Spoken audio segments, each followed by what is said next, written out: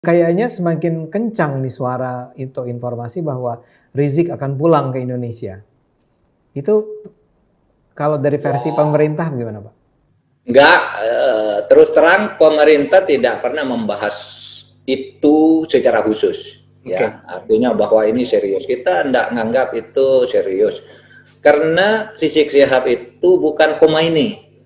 Kalau Khomeini mau pulang dari Paris, seluruh rakyatnya mau menyambut karena Khomeini orang suci.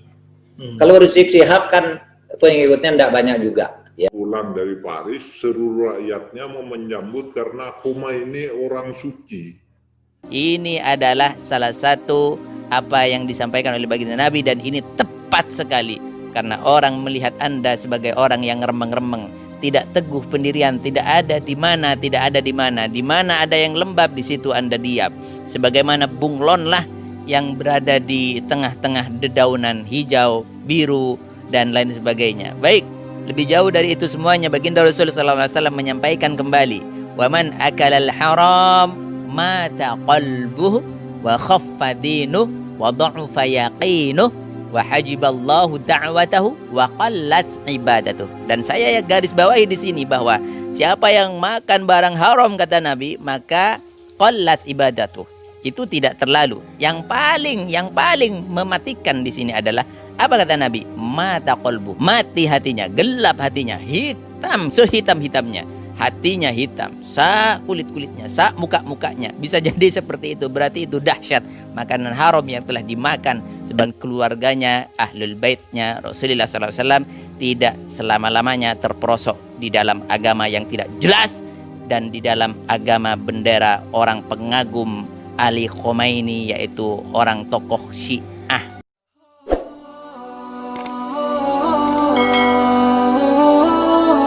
Kesempatan ini saya ingin menyampaikan hasil kesimpulan daripada nazar saya, daripada ijtihad saya, daripada apa ya, bukan ijtihad istilahnya, kesimpulan daripada opini-opini yang telah digulirkan, dan juga tentang pengakuan-pengakuan secara tidak langsung tentang si Pak Emput ini. Pak Emput kemarin menyampaikan bahwa Khomeini adalah orang suci dibandingkan dengan Habib Rizik bin Syihab. Berapa sih jamaahnya Habib Rizik? Misalkan kurang lebihnya begitu. Tapi yang saya garis bawahi di sini adalah dia telah menyampaikan satu ungkapan yang sangat fatal dan mengungkap kedok daripada dirinya sendiri, daripada akidahnya sendiri. Maka saya sampaikan, tidak ada orang yang mengatakan Khomeini orang suci kecuali orang Syiah. Anda sepakat dengan saya? Kalau Anda sepakat dengan saya, lanjutkan video ini, diselesaikan dan dituntaskan. Tapi kalau Anda tidak sepakat dengan saya, tutup, matikan YouTube Anda hari ini juga, sekarang juga, dan detik ini juga. Baik, kita lihat bagaimana imam-imam yang ada di dalam Syiah, bagaimana iman dan kewajiban Syiah, bagaimana rukun-rukun Syiah. Kita tahu yang paling menonjol hari ini bahwa di dalam Syiah ada yang namanya rukun. Rukunnya apa? Yaitu taqiyah. Taqiyah apa? Yaitu menyembunyikan, menyimpan, yaitu bertolak belakang dengan apa yang ditampilkan. Dia ngaku ahlus sunnah wal jamaah, tapi dia sebenarnya adalah Syiah. Dia mengaku sunni, dia ternyata adalah pengagum Khomeini. Innalillahi wa inna ilaihi raji'un. Jadi begini, saya akan merunut sedikit demi sedikit. Jadi kesimpulannya, dalam kesempatan yang kita lihat bahwa Pak Emput itu kemarin menyampaikan opininya seolah-olah dia telah berusaha untuk mengkerdilkan Habib Rizik. Dia berusaha untuk mengecilkan Habib Rizik. Dia berusaha untuk mengacaukan pengikut-pengikut dan pengagum terhadap Habib Rizik bin Husain Syihab. Dia berusaha untuk mencoreng nama Habib Rizik bin Husain Syihab. Dia berusaha meremehkan terhadap Habib Rizik bin Husain Syihab dengan mengatakan, membandingkan Habib Rizik dengan Khomeini. Bedanya, kalau Khomeini adalah orang suci, kalau Habib Rizik jamaahnya nggak banyak, orang-orangnya pendukungnya nggak banyak. Baik, saya sampaikan hari ini kepada Anda. Anda harap melihat video saya, Put, bahwa Anda telah membuka topeng dan kedok Anda sebagai fix sebagai orang Syiah. Ya, kenapa saya katakan begitu? Bahwa tidak ada orang Sunni yang mengatakan bahwa Ali Khomeini adalah orang suci kecuali orang Syiah dan orang yang mengkafir-kafirkan Abu Bakar, Umar, Utsman, Aisyah, yang melaknat keluarga Nabi, melaknat sahabat Nabi, kecuali dia dan mereka dan golongan mereka yang mensucikan Khomeini sebagai orang yang mulia. Masya Allah. Anda harus baca kembali Al-Quran. Anda harus lihat kembali wa makaru wa makarallah wallahu khairul makirin. Anda telah berusaha untuk mengkerdilkan Habib Rizik. Anda telah berusaha untuk mengecilkan Habib Rizik. Anda berusaha lebih dari itu untuk meremehkan Habib Rizik.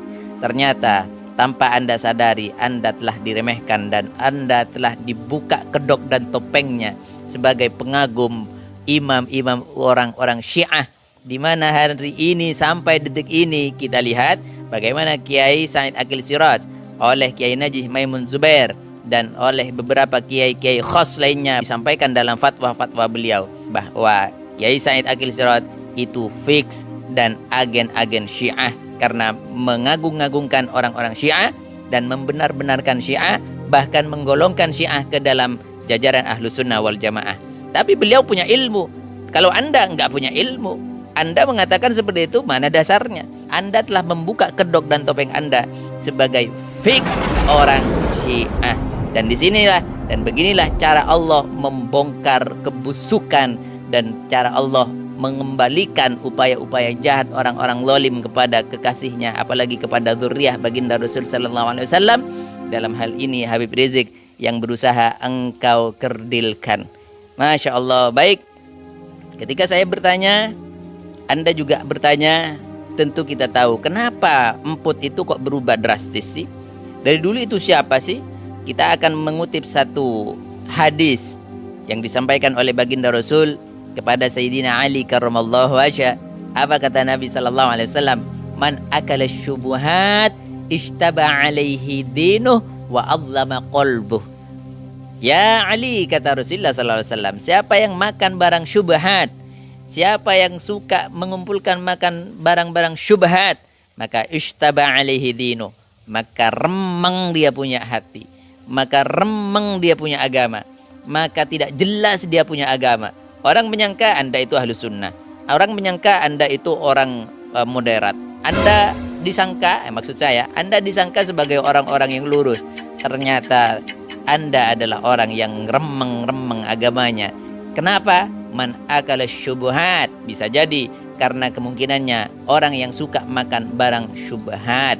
Apa syubhat? Al halalu bayyinun wal haram bayyinun wa bainahuma umurun mushtabihat. Yaitu antara kalau haram ya jelas haram, kalau syubhat yaitu antara halal dan haram. Ini adalah salah satu apa yang disampaikan oleh baginda Nabi, dan ini tepat sekali karena orang melihat Anda sebagai orang yang remeng-remeng, tidak teguh pendirian, tidak ada di mana, tidak ada di mana. Di mana ada yang lembab, di situ Anda diam.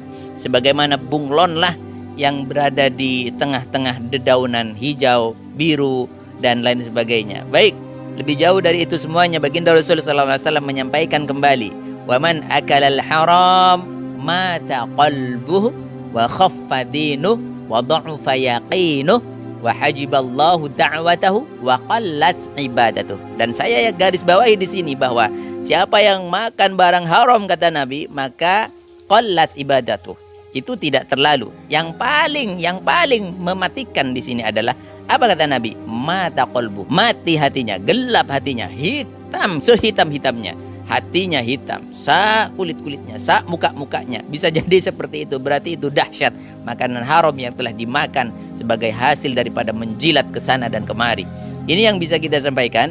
Semoga ini menjadi satu pelajaran dan ini menjadi satu warning statement dan menjadi perhatian daripada yang lain, orang-orang munafik dan orang-orang bunglon, untuk berhati-hati.